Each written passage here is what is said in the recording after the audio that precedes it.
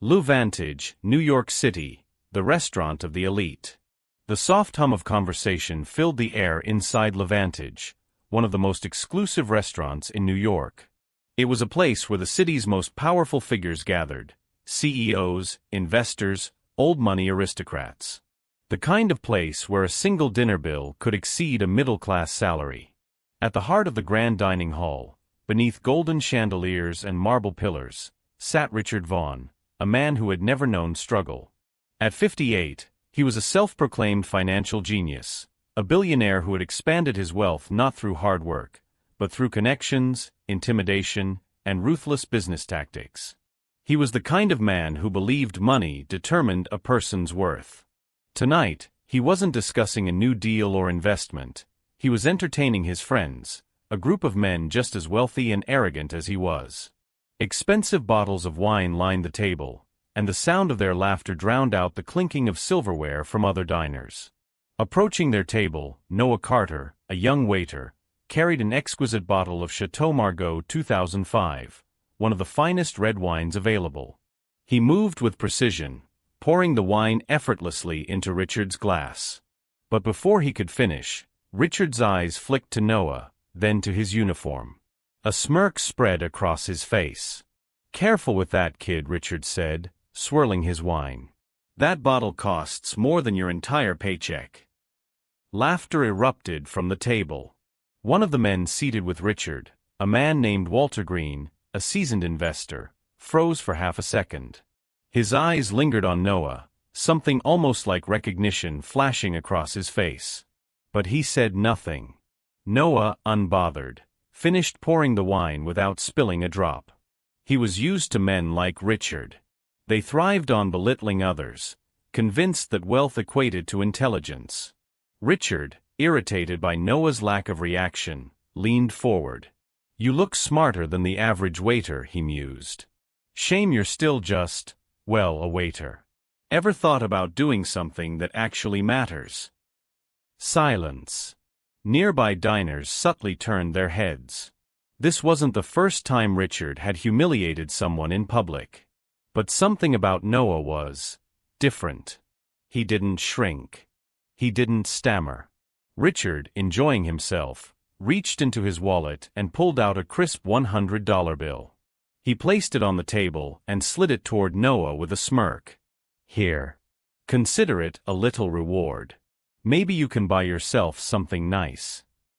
The men at the table chuckled. But Noah didn't reach for it. He simply stared at the bill for a second, then, without a word, slid it back across the table. Richard's laughter faded. His fingers stopped mid-motion. Then Noah finally spoke, his voice calm, measured. "I serve dinner, sir. Not pity." The weight of those words hung in the air. For the first time that evening, Richard found himself momentarily speechless. He had expected submission, maybe even gratitude. But what he got instead was something entirely different. Then, as if nothing had happened, Noah smiled. Not an apologetic smile. Not an embarrassed one. A knowing smile. Without another word, he turned and walked away, disappearing into the sea of servers attending to other guests. Richard shook his head, scoffing. "Pride? That's cute. But take it from me, kid, you won't get very far." He turned back to his friends, expecting the moment to be forgotten. But at the far end of the table, Walter Green was still staring at where Noah had stood. Something about that young man wasn't right. But Richard Vaughn had no idea. This was not the last time he would see Noah Carter. 3 years ago, Noah Carter was not a waiter. At just 22 years old, he was a rising star in finance, an entrepreneur with a vision that could change the industry. Unlike the men born into wealth, Noah had built everything himself. Raised in a middle-class home by parents who worked tirelessly, he had learned early on that intelligence and determination were the only ways to rise in a world dominated by the rich. He was analytical, strategic, and always 3 steps ahead. By the time he graduated from college, he had created Carter Analytics, a tech-driven financial firm that used AI and predictive algorithms to analyze the stock market. His technology was revolutionary, capable of spotting market trends before they happened, helping investors make smarter, faster decisions. It was the kind of innovation that made people rich. Very rich. Naturally, investors noticed. Venture capitalists lined up to back his company, eager to stake a claim in what many believed to be the future of finance. One of those investors was Walter Green, a well-known financier with deep ties on Wall Street. What Noah didn't know was that Green was also a close associate of Richard Vaughan. Walter came to Noah with an offer that seemed too good to refuse. "You have the brains, kid. But you need connections. You need power. With my backing, Carter Analytics won't just be successful, it'll be untouchable." Naive but ambitious, Noah took the deal. For a year, Carter Analytics thrived. With Walter's influence, Noah secured multi-million-dollar investments. His technology was changing the way hedge funds and trading firms operated. His name was spreading. People were starting to pay attention. And then, everything collapsed. It happened overnight. Walter pulled his funding without warning. And within hours, every other investor he had introduced to Noah followed. The money was gone. Noah scrambled to save his company, but it was impossible. He tried to reach out to other firms, but the doors that had once been wide open suddenly slammed shut. Investors who had praised him weeks before now ignored his calls. Then came the final blow. Noah discovered that his AI technology, his life's work, had been stolen. A major financial firm had suddenly unveiled a system that was identical to the one Carter Analytics had developed. That firm? Vaughan Capital. Richard Vaughan had taken everything. With no money and no leverage, Noah could do nothing as his company collapsed in front of him. The media barely covered it. To them, Carter Analytics was just another failed startup. Noah Carter became just another young entrepreneur who flew too close to the sun. And then, he disappeared. But not because he was broken. Not because he had given up. Noah disappeared to plan. Richard Vaughan, the billionaire who never built anything. Richard Vaughan was a billionaire, but he was not a self-made man. He liked to pretend he was, but the truth was far simpler. He was born into power. His father had handed him a financial empire, and Richard's idea of business was not innovation but domination. He didn't create, he conquered. He built his wealth by acquiring smaller firms, crushing competitors, and taking what wasn't his. His success was built on the ruins of others. To Richard, men like Noah Carter were nothing. Idealistic dreamers. Talented, yes, but too naive to understand the real game. He had stolen before, and he would steal again. It was just business. That was power. And he had no reason to believe that Noah Carter, the kid he had buried 3 years ago, would ever be a problem again. But Richard didn't realize one thing. Some people don't just disappear. Some people come back. Richard Vaughan had built his financial empire with a single philosophy: control everything or destroy it. For decades, he had ruled Wall Street with an iron grip, acquiring businesses, manipulating markets, and crushing competitors before they had a chance to rise. His dominance was absolute. At least, that's what he thought. It started as a whisper in the industry, a new investment firm, Carter & Company. It was small, seemingly insignificant. Richard barely noticed them. The financial world was full of upstart firms that burned brightly for a year or two before vanishing.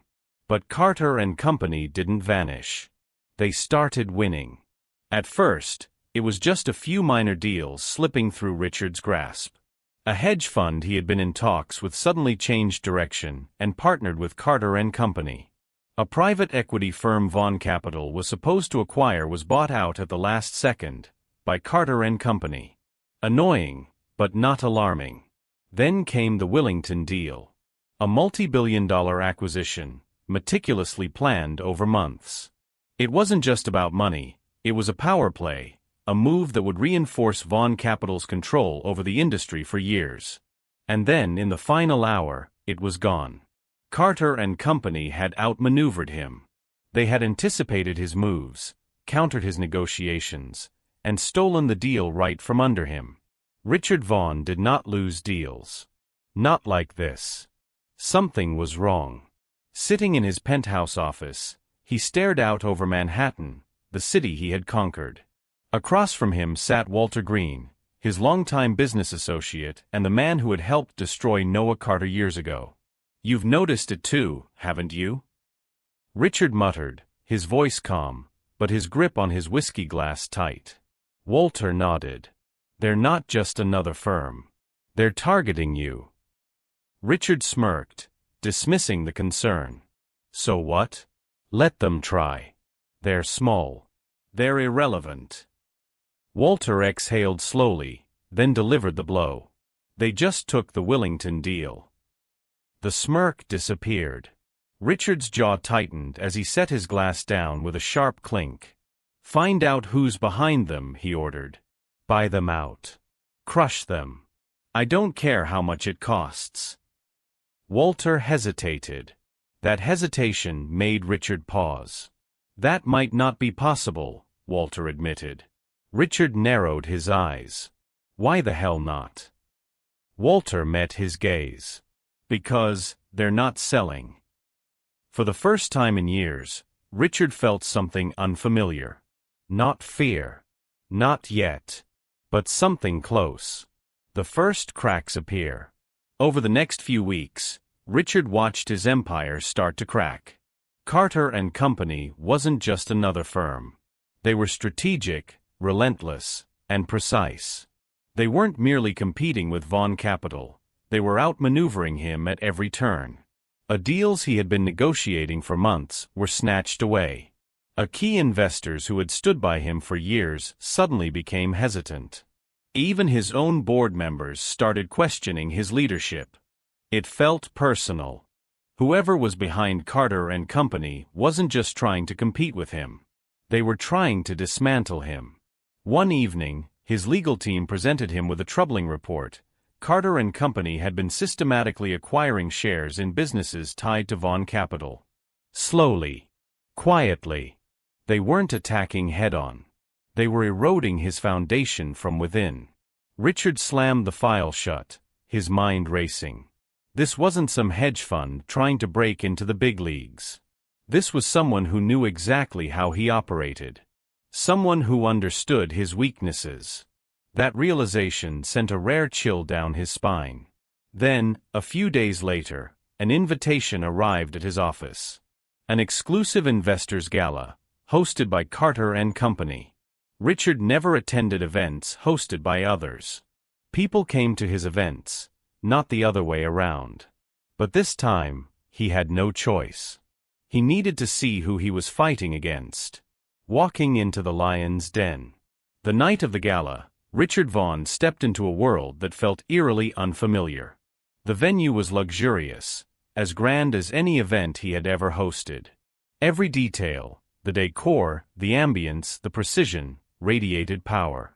Whoever had orchestrated this event wasn't just wealthy. They understood influence. As he walked through the entrance, heads turned. Conversations paused for a second. People glanced at him, then exchanged whispers. Richard clenched his jaw. For the first time in years, he wasn't the most powerful man in the room. He scanned the crowd, looking for the host, for the person responsible for all of this. Then, from across the hall, a familiar figure emerged. And in that moment, Richard Vaughan finally understood. The past had come back for him. And his worst mistake had a name. Noah Carter. The moment Richard Vaughan laid eyes on Noah Carter, time seemed to freeze. For a brief second, he thought he was seeing a ghost. The last time he had seen this man, he had been nothing, a ruined entrepreneur, a failed idealist, a nobody. But the man standing before him now was not the same Noah Carter. Dressed in a perfectly tailored black suit, Noah exuded confidence. He didn't just look successful, he carried himself like someone who owned the room. His presence commanded attention, and what unsettled Richard the most was the look in his eyes. There was no anger. No resentment. Just calm, controlled authority. And in that moment, Richard finally understood. Carter and Company wasn't just another firm. It wasn't a group of investors working against him. It was Noah. And he had been planning this for years. Richard straightened his posture, pushing down the unease creeping into his chest. He had faced rivals before. He had outlived enemies, crushed competition, and taken what he wanted. This time would be no different. Forcing a smirk, he stepped forward. Around them, the most powerful men and women in the industry, the same people who once hung on Richard's every word, were now drawn to Noah. For the first time in his career, Richard Vaughn felt like the outsider. A conversation between the past and the present. Noah turned just as Richard approached. He didn't seem surprised. He was expecting this. Richard kept his expression neutral, tilting his glass slightly. "I suppose I should congratulate you," he said, voice smooth but laced with tension. "It takes skill to manipulate the market the way you have." Noah arched an eyebrow, amused. "Manipulation," he repeated, rolling the word over his tongue. "Interesting choice, coming from you." Richard's smirk tightened. He wasn't used to being challenged like this, especially not in public. "You've made a lot of enemies," Richard continued, his voice lower, more deliberate. "You think you can just waltz in and take over?" Noah took a slow sip of his whiskey, setting the glass down with precise control. "Take over," he echoed. "Richard, I didn't take anything. I built. You, on the other hand, took. From me. From others. You've spent your life thinking you could control everything." He leaned in slightly, his voice razor-sharp. "How does it feel, to be the one losing control?" A flicker of something flashed in Richard's eyes, anger maybe. Or something dangerously close to fear. "You think you've won?" Richard scoffed, grasping for the dominance he once held. "This is just a phase, Carter. The market shifts. Power shifts. But men like me? We always rise back up." Noah smirked, not out of arrogance, but certainty. "That's where you're wrong," he said. "Because I didn't just outmaneuver you, Richard. I removed you." The final blow. For a moment, Richard didn't understand. Then Noah gestured subtly to the room. Richard followed his gaze. And suddenly, he saw it. The people in this hall, the investors, the CEOs, the power players, they weren't looking at him. They were looking past him. Men and women who once stood by his side were now standing with Noah. Some avoided his eyes altogether. Some looked at him with pity. And then, the final betrayal. Walter Green, the man Richard had trusted for years, the man who had once helped destroy Noah Carter, stepped forward and shook Noah's hand. Richard felt the air leave his lungs. Walter had switched sides. No words needed to be spoken. Just like that, Richard Vaughn was alone. Noah turned back to him, his expression unreadable. "I didn't have to destroy you, Richard," he said quietly. "You did that yourself." Richard's hands clenched at his sides, his mind racing for a way out. A move. A counterattack. Something. But there was nothing. Noah wasn't seeking revenge.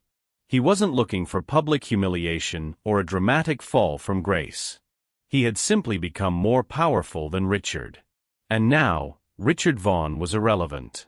For the first time in his life, he wasn't in control. And that was the greatest punishment of all. As Noah turned away, Richard stood frozen in place, watching as the man he had once mocked walked toward his future. And for the first time in his life, Richard Vaughn regretted everything. Richard Vaughn had always believed that power meant control over markets, over competitors, over people. He had spent decades bending the financial world to his will, making sure no one could challenge him. But tonight, as he stood in a ballroom filled with the most powerful figures in the industry, he realized something unsettling. He was invisible. No one acknowledged him. No one whispered his name with admiration. No one extended a handshake. The conversations carried on, but not with him. The people he had once commanded, the investors and executives who used to orbit around him, had moved on. He wasn't feared. He wasn't respected. He was nothing. For years, he had ruled by taking what he wanted, crushing anyone who stood in his way. He had destroyed Noah Carter without a second thought, believing that the young entrepreneur was just another casualty in the game of power. And yet, here he was. Not crushed. Not forgotten. But standing at the top. Noah Carter hadn't just returned. He had taken everything. And the worst part? He had done it without force. There was no public scandal, no dramatic downfall, no hostile takeover. He hadn't waged war against Richard Vaughn. He had simply outgrown him, outmaneuvered him, and made him irrelevant. Richard walked toward the exit, his steps slow but deliberate. He refused to let them see weakness. But the truth was suffocating. He wasn't just leaving a party. He was walking away from everything. The Vaughn name, once untouchable, had become nothing more than a fading memory. As he reached the door, a voice stopped him. He turned. Noah Carter stood before him, calm and composed, exuding a quiet authority that made the room seem smaller. For a moment, neither of them spoke. Then Noah gave him a measured look, one that held no trace of anger or arrogance. This was never about revenge. Richard clenched his jaw but said nothing. Noah took a step closer. You lost because you believed power was something you could take. His voice was steady, cutting through the silence like a blade. But real power is something you earn.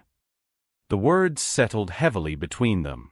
There was no gloating, no hatred, just truth. Richard exhaled, but it wasn't out of relief. It was resignation. For the first time in his life, he had no comeback, no threats, no leverage, no control. Without another word, he turned and stepped into the night, disappearing into the darkness. Inside, Noah barely spared a glance toward the exit before turning back to the room. He had no reason to celebrate Richard's downfall. His world had not been built on destruction, but on intelligence, patience, and vision. He hadn't just won. He had outgrown the very system that once tried to break him. As he raised his glass, surrounded by those who now looked to him for leadership, there was no doubt left in the room. Noah Carter wasn't just playing the game anymore. He was the game.